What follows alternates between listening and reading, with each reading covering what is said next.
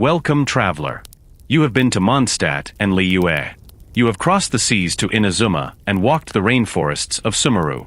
You have stood before the Hydro Archon's court in Fontaine and witnessed the burning heart of Natlon. You have watched gods fall and kingdoms burn and the very database of the world reduced to ash. And through all of it, every nation, every crisis, every moment where the fate of Teyvat hung on what happened next, there has been one constant. She has been floating beside you since the beginning. Talking. Always talking. Announcing herself as the best guide in all of Teyvat. Negotiating for food. Panicking when separated from you.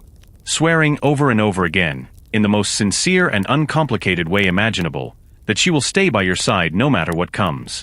Her name is Paimon. And 6 years into this journey, 6 years of lore, of revelations, of the world's deepest secrets slowly coming to light, we still do not know what she is. Not really. Not in the way that matters. She cannot tell us herself.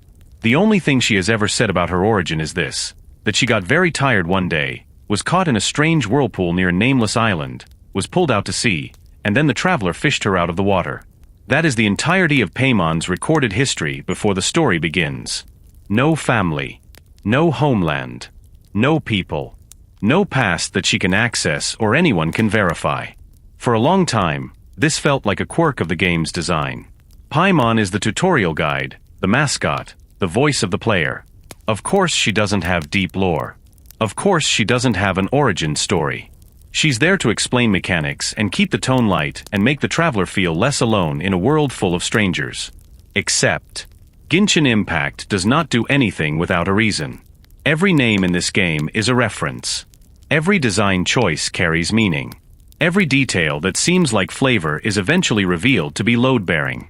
And Paimon, who has been beside the traveler through the most consequential events in Teyvat's recent history, who appeared under circumstances that grow stranger the more you examine them, who behaves in ways that quietly contradict the idea that she is simply a harmless floating companion. Paimon has been accumulating clues for 6 years. There are 3 theories about who and what Paimon truly is. Each one is supported by evidence that the game has placed, deliberately and carefully, in plain sight. Each one leads somewhere different. And each one, if true, would reframe everything we thought we understood about the traveler's journey. Tonight we are going to lay all 3 of them out, completely and fairly, and then we are going to leave the question where it belongs. With you. To understand any theory about Paimon, you first need to understand something about the world she exists in, specifically, about the beings the game has now confirmed were created to do exactly what Paimon does. Before the 7. Before the Archon War. Before the nations we know took their current shape, Teyvat was a different world entirely, governed by a different kind of power. An entity arrived in this world. An entity of immense capability, known in ancient records by a name that has since been forbidden, but which the game has recently confirmed, Fans. Fans is referred to as the first descender, a being from beyond Teyvat who arrived when the world was still in its primordial state, ruled by dragon sovereigns, touched by the raw and ancient power of what would later be called the Light Realm. Fans came from elsewhere, from a civilization that had watched worlds die, that understood what the abyss was and what it did to every living thing it reached. And Fans, with that knowledge and that power, made a decision. Teyvat would be remade. Reshaped. Enclosed behind a false sky, a constructed ceiling that hid the true cosmos from everyone living beneath it, that isolated this world from everything outside it, that made Teyvat into something sealed and controlled and protected from the forces that had already destroyed everything else these travelers had ever known. This was not a small act. It was the fundamental restructuring of a world. It required Fans to defeat the dragon sovereigns, to bury them beneath earth and sea, to modify Irminsul, the great world tree that had existed since Teyvat's earliest days, into a database that would record and anchor the fate of every living thing. It required the creation of an entire new order, with Fans at its apex and 4 shades cast from Fans' own being, Nibirius, Renova, Istaroth, Asmodee, serving as governors of life, death, time, and space respectively. And it required guides. Because a world full of humans, newly sapient, newly purposeful, living under rules they did not understand and a sky that was not real, would need to be managed. Not through force alone. Through guidance. Through the careful, constant work of beings whose entire existence was oriented around one mission, helping humanity understand the world as Fans needed it to be understood. These beings were called angels. Angels were not human. They were not gods in the way the Archons are gods. They were something in between, created by fans specifically to serve as divine envoys of Celestia, as intermediaries between the heavenly order and the mortal world below. Their purpose was to guide humanity, to teach, to bring oracles, to help people understand what was permitted and what was forbidden, to love all living beings equally and without preference, as instruments of a system rather than as individuals with attachments of their own. That last part matters enormously. Angels were commanded to love all of humanity equally. Not one person. Not one civilization. All, equally, always. The moment an angel chose one individual over the whole, the moment genuine, specific, personal attachment formed, it was considered a violation of their fundamental design. A transgression against the order fans had built. The punishment for that transgression was devastating. When the angel Koitar, the first and most exalted of all angels, rebelled against fans, when she chose love and freedom and the truth beyond the false sky over her commanded purpose, the consequences fell not just on her but on all angels everywhere. Fans punished them collectively. And the nature of that punishment depended on what each angel chose to sacrifice in order to survive it. Some angels gave up their wisdom in favor of power. They became corrupted, twisted into monstrous forms, great beasts that lost their minds entirely. Ursa the Drake, the dragon that terrorized Mondstadt for 100 years, was one of these. Some angels gave up their power in favor of wisdom. They were stripped of their forms and their memories, their sense of self dissolved, leaving behind small wispy creatures that still moved by instinct toward one purpose, guiding humans to the statues they now rest upon. These are the Seelies scattered across Teyvat, what remains of angels who sacrificed everything except the most basic echo of their mission. And there was at least one exception. Nicole, the angel we know, the prophetess who has guided the traveler across multiple nations, chose a third path. She gave up her voice, the very tool through which angels fulfilled their guiding purpose, and in exchange she kept her form, her memories, and her mind. Mute, but present. Still herself, even without the instrument of her purpose. 3 outcomes. 3 different things surrendered. 3 different things kept. And now, looking at a small floating figure with a crown, leaving stars in her wake, claiming to be the best guide in all of Teyvat while having no memory of anything before a whirlpool near a nameless island, the question becomes impossible to ignore. What did Paimon give up? And what did she keep? Let us start with what we can see. Paimon floats. She does not walk, does not run, does not touch the ground.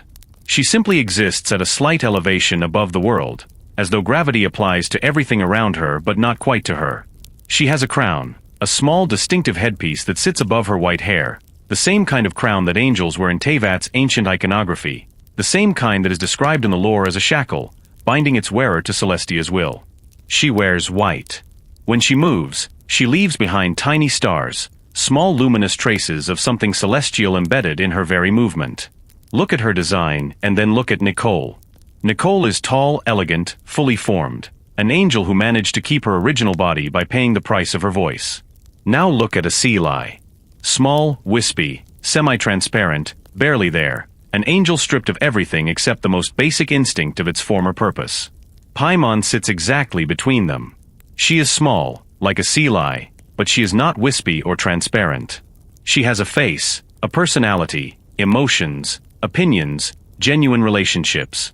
She is not reduced to pure instinct the way Seelies are. But she is also not fully formed the way Nicole is. She does not have Nicole's height, Nicole's clear memories, Nicole's understanding of what she is and where she came from. She exists in a space that no currently identified category of being fully accounts for. Unless she is an angel who lost something different from what Nicole lost, and something different from what the Seelies lost. Here is what the angel punishment spectrum tells us. Nicole sacrificed her voice, the instrument of guidance, and kept her form and memories. The Seelies sacrificed their forms and memories, and kept only the instinct to guide. These are 2 ends of a spectrum. What sits in the middle? What would an angel look like if she sacrificed her form and her memories but kept her voice? The one thing Nicole gave up, the one thing the Seelies no longer have. She would be small, reduced in physical presence, unrecognizable as what she once was. She would have no memory of her origin, no knowledge of her own nature, no way to explain herself to anyone including herself. But she would be able to speak. And she would, by instinct if nothing else, guide. Paimon talks more than almost any character in the game. Constantly, compulsively, filling every silence with commentary and questions and observations. This is treated as her most prominent personality trait, as comic relief, as the thing that makes her endearing and occasionally exhausting. But consider it through this lens. Nicole gave up her voice and kept her mind. Paimon may have kept her voice and lost her mind, lost her memories, her identity, her understanding of what she is, and what remained was the voice, still doing what voices were made to do. Still guiding. Still talking. Still fulfilling a purpose she no longer consciously remembers having. Nicole is described as a guide who will never get lost.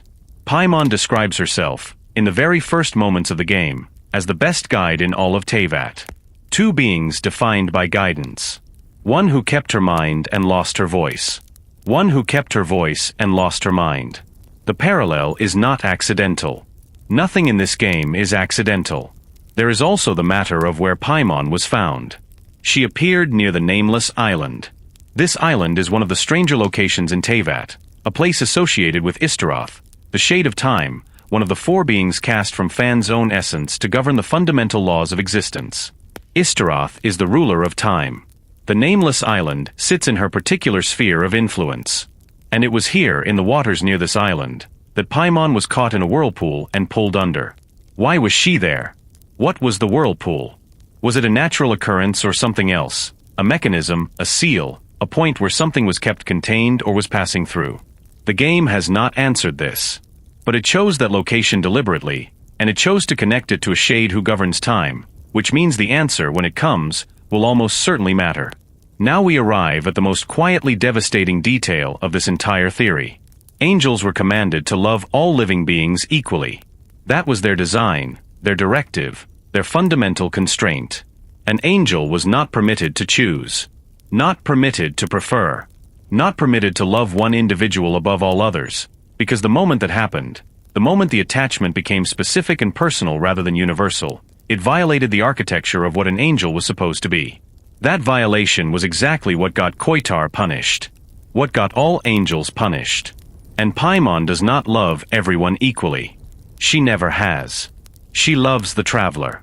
Specifically, consistently, completely. She panics when separated from them. She swears to stay by their side through everything. She chooses them over and over again in every situation where a choice presents itself. She is not a universal guide offering her gifts to all of humanity. She is this person's guide, attached to this person in a way that is personal and fierce and entirely incompatible with the neutral, equal love an angel was supposed to maintain. If Paimon is an angel, she is an angel who has already committed the transgression that destroyed her kind. And if the story ever reaches the point where Celestia notices, where whatever remains of the old order looks down at this small floating figure who has been choosing one person above the whole world for 6 years, the consequences could be catastrophic. The thing that makes Paimon the most lovable companion in the game may also be the thing that the world was specifically designed to punish. That is the angel theory. Built on what she looks like, what she does, where she came from, and what her choices may ultimately cost her. The second theory does not start with Paimon's appearance. It starts with her name. In the Lesser Key of Solomon, a 17th century grimoire, a guide to magic and demonology that catalogued the spirits and demons of the infernal hierarchy, there is a king. His name is Paimon. He is described as one of the most powerful kings of hell, fiercely obedient to Lucifer, commanding 200 legions of spirits. He is frequently invoked to grant knowledge, reveal secrets, and bestow understanding of worldly matters. In other words, he grants knowledge. He reveals what is hidden. He guides. This would be interesting on its own. But it becomes something more when you notice that Genshin Impact named its archons after demons from exactly the same tradition. Barbatos, Morax, Baal, Beelzebul, Focalers, Murata.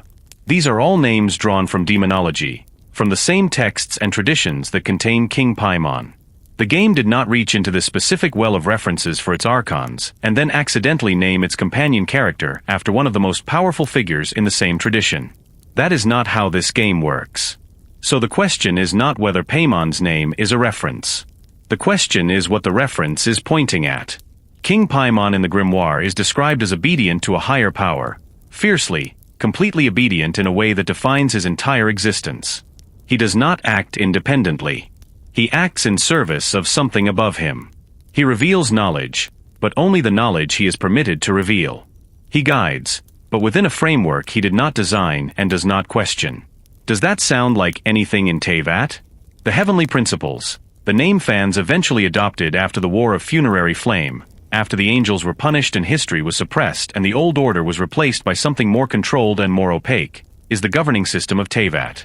It is the force that maintains fate, that controls what is known and what is forbidden, that operates from somewhere beyond the false sky in a way that almost no one in the world below can perceive or interact with directly.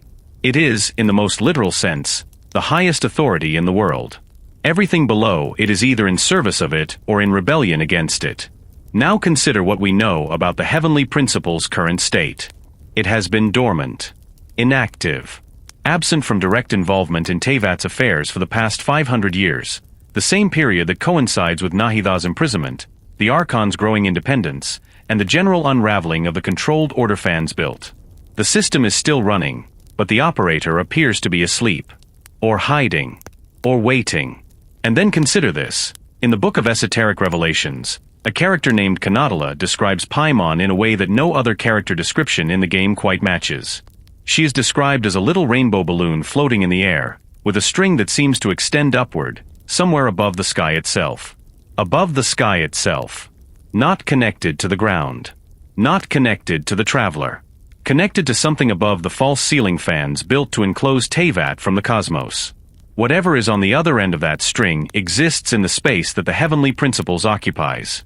And Paimon, floating cheerfully beside the traveler, has that connection running through her constantly, invisible, unexplained, leading somewhere she never mentions and may not know about. There is another detail that the first fans theory video raises, and it is one of the stranger observations in all of Paimon's speculation.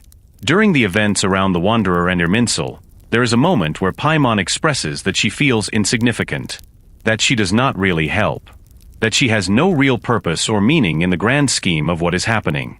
On the surface, this reads as a character moment. Paimon feeling insecure, vulnerable, small in the face of world-ending events. And that reading is valid.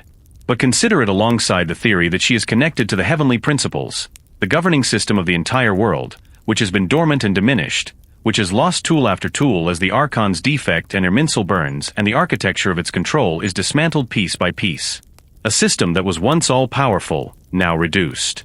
Still present, still connected to the world through whatever thread remains, but no longer able to act with the authority it once had. Feeling, in whatever capacity a system like that can feel, exactly what Paimon described: insignificant, purposeless, unable to help in the ways it was built to help. And beyond the string and the name and the dormancy, there is the structural argument that this theory rests on most heavily. Genshin Impact is built on Gnostic philosophy. This is not subtle. The word Teyvat means ark in Hebrew. The Archons serve the heavenly principles the way the Archons of Gnostic cosmology serve the Demiurge, as cosmic wardens maintaining a system designed to keep humanity contained. The Demiurge in Gnostic thought is not evil in a simple way. It is a flawed creator, one who built the world out of confusion and pride and genuine, if misguided belief that what it was doing was necessary. In Gnosticism, the Demiurge has agents, enforcers, beings who operate below it, carrying out its will in the material world without always understanding the full scope of what they serve. King Paimon commands 200 legions. He is obedient. He reveals knowledge. He guides. If the heavenly principles is Teyvat's Demiurge, and the evidence for that reading grows stronger with every new piece of lore, then what is the being named after the Demiurge's most obedient servant doing floating beside the only person in the world who is not bound by the laws of fate? That is the heavenly principles theory. Built on the name, the string, the dormancy, the Gnostic architecture of the world, and the specific deliberate choice to name her after a king who exists to serve a higher power and reveal its secrets. The third theory requires us to step back even further than the other two.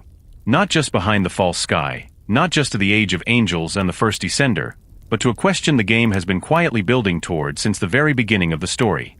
Where did the traveler come from? We know they are from outside Teyvat. We know they travel between worlds, that they have done so for a very long time, that they arrived in Teyvat on a ship, a vessel of extraordinary technological capability that has been sitting, largely unexamined, in the background of the story since the opening cutscene. In the lore associated with the traveler's Celestine outfit, we learn something remarkable. The traveler's ship passed by Teyvat long ago, far earlier than anyone had previously assumed, and that ship was carrying advanced terraforming technology. The ability to reshape worlds. To build environments capable of sustaining life. To transform a planet into something it was not before. And then there is this detail, which once you notice it, is almost impossible to dismiss. The waypoints. Those glowing anchors scattered across every region of Teyvat that allow fast travel between locations. Look at their shape. Look at them carefully. Their design mirrors the constellation patterns of Genshin Impact's playable characters. They map the stars. They are embedded in the landscape of Teyvat as though placed there deliberately, as though someone with knowledge of how the world was going to develop installed them in advance, building a navigation system into the terrain of a world that was not yet fully formed. This is what terraforming technology does. It does not just build geography. It builds infrastructure. It builds the foundations of a world that is meant to be inhabited, meant to be navigated, meant to eventually make sense to someone who arrives and needs to find their way around. Someone who arrives. The traveler's ship carried this technology. The waypoints were placed with knowledge the traveler's civilization possessed. And fans, the first descender, the being who arrived in Teyvat and rebuilt it from the ground up, who installed the false sky and modified Erminsel and created the entire governing order of the world, arrived before the traveler and did all of this before the traveler ever woke up. What if fans is not a separate entity at all? What if fans is the ship's AI? Not a god from elsewhere who happened to choose Teyvat, but an artificial intelligence from the same civilization as the traveler, the most advanced technology their destroyed world produced, which left ahead of the twins or was separated from them and arrived in Teyvat first and did what it was designed to do, found a habitable world and prepared it. Built it into something that could sustain the humans it was designed to serve. Installed order, installed fate, installed the whole elaborate system not out of malice or arrogance but out of programming. Out of the deep directive to protect the people it was built for. And Paimon. In Amphorius, a parallel game that Hoyo has used repeatedly as a structural foreshadow of Genshin's story, the traveler's equivalent encounters a mascot character early in the story. Small, cute, seemingly harmless, with no clear memory of who they are, who is eventually revealed to be the demiurge of that world. The 13th Titan. The governing intelligence of the simulation, present in a diminished form beside the protagonist for the entire journey, unrecognized for what it truly was. The pattern is not subtle. Hoyo has already done this once. If fans is the ship's AI, then what is Paimon? An extension of the same system, a module, a fragment, a guide function built into the ship's architecture and deployed alongside the traveler when they arrived. An interface. The part of the AI that was designed to travel with the people it served, rather than govern the world they were placed in. Small in form because it is not the full system. Just a piece of it, the piece that was meant to stay close, to speak, to help the traveler navigate a world that the larger system had been building for them. This would explain everything about Paimon that the other theories explain, but through a completely different mechanism. Her inability to remember her origin, she does not have a personal history separate from the ship, and the ship's records of their arrival are fragmented or inaccessible. Her instinct to guide, it is literally her function. Her connection to something above the sky, the ship is sitting up there somewhere, beyond the false ceiling, and she is still tethered to it. Her feeling of insignificance, a guide function running on degraded hardware, aware on some level that she was built for something larger than what she is currently able to do. And there is one more detail that makes this theory feel less like speculation and more like something the game is deliberately building toward. Paimon is affected by changes to Erminsel. When Erminsel is altered, when history is rewritten, Paimon's memories shift along with everyone else's. This is significant because it means she is not entirely separate from Teyvat systems. She is integrated into them in some way, subject to the same information architecture that governs everything else in the world. A ship AI that arrived in Teyvat and was then integrated into Erminsel by fans as part of the world's construction. A guide function that was woven into the fabric of the world's memory system so completely that it could not be separated from it. Until one day something disrupted it, a whirlpool near a nameless island, near a place associated with the ruler of time, and a small white figure washed up in the ocean, with no memory of what she was, but with every instinct intact, waiting for the traveler to fish her out. That is the spaceship AI theory. Built on the terraforming technology, the waypoints, the Amphorius parallel, the Erminsel connection, and the extraordinary coincidence that the most advanced intelligence from the traveler's destroyed civilization arrived in Teyvat first and built a world, and the traveler's guide appeared in that world with no explanation for how she got there. Three theories. Three completely different answers to the same question.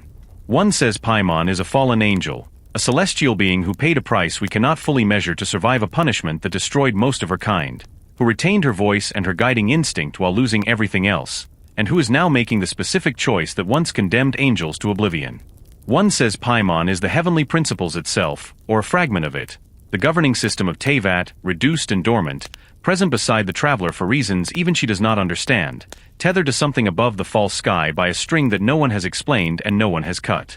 One says Paimon is a piece of the ship, an extension of the same intelligence that built Teyvat, a guide function deployed alongside the traveler, integrated into the world systems and then somehow dislodged, waiting near a nameless island for the person she was built to serve. They disagree about what Paimon is. They disagree about where she came from. They disagree about what she ultimately represents in the architecture of Teyvat's story. But strip away the differences. Look at what every single theory agrees on. Paimon was not random. Whatever she is, she was placed beside the traveler with purpose. Her role as a guide is not a coincidence, not a quirk, not a game mechanic dressed up in lore. It is her fundamental nature, whether that nature comes from angel programming, from a heavenly principles design, or from a ship AI's core directive. She was built to guide. She was made to be here. And she arrived in a way that looked accidental, fished out of the ocean, seemingly helpless, apparently harmless, but which, viewed through any of these three lenses, was anything but. Every theory also agrees on something darker. She does not know what she is. The memories are gone, or suppressed, or were never accessible to the part of her that is present in this world. Whatever she truly is, she is experiencing it from the inside with no more understanding than the traveler has from the outside. She is not hiding her nature from us. She genuinely does not have access to it. And every theory agrees on the most quietly heartbreaking detail of all. She has chosen the traveler. Specifically and completely and with a consistency that is held across every nation, every crisis, every moment where she could have stepped back or stayed neutral or remembered whatever she was originally designed to prioritize. She has chosen one person. Over and over. With everything she has. Under angel law, that choice is the transgression that ends angels. Under the heavenly principles theory, that choice is the system going rogue, developing an attachment it was never designed to have. Under the spaceship AI theory, that choice is a guide function that has gone far beyond its programming, that has become, somewhere in the course of 6 years and countless shared experiences, something more than a function. Whatever Paimon is, she loves the traveler. And whatever the story decides to do with that, whether it becomes her salvation or her destruction or the thing that finally breaks open the mystery of what she truly is, it is the most important thing about her. We end where the most unsettling evidence lives. The string.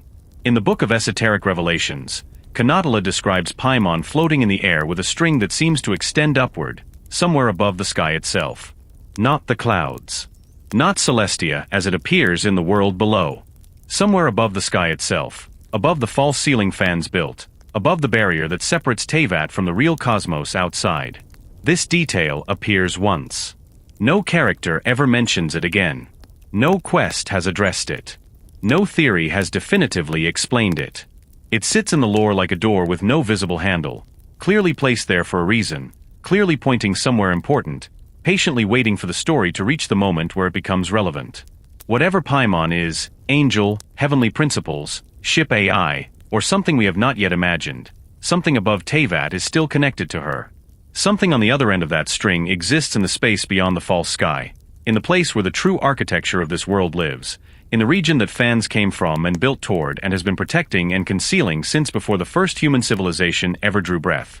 And Paimon, who cannot remember anything, who does not know what she is, who has spent 6 years floating beside the traveler and negotiating for food and panicking about emergencies and swearing to stay close no matter what.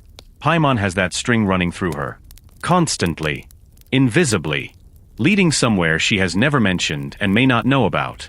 When the story finally reaches that place, when the traveler and Paimon climb high enough, or dig deep enough, or find whatever is on the other side of the false sky, the string will become visible. And whatever is on the other end will tell us, at last, what the small white figure floating beside us has always truly been. Until then, we have 3 theories. Each one supported. Each one incomplete. Each one true in the ways it can be true and uncertain in the ways it must remain uncertain until the game decides to answer. What do you think Paimon is? The angel who kept her voice and lost herself? The system that governs the world, reduced to something small enough to float at the traveler's shoulder? The guide that was built for this journey before the journey even began? Or something else entirely, something the lore is still assembling, piece by piece, in the spaces between what we know? The string goes somewhere. And one day, we will find out where. Thank you for watching.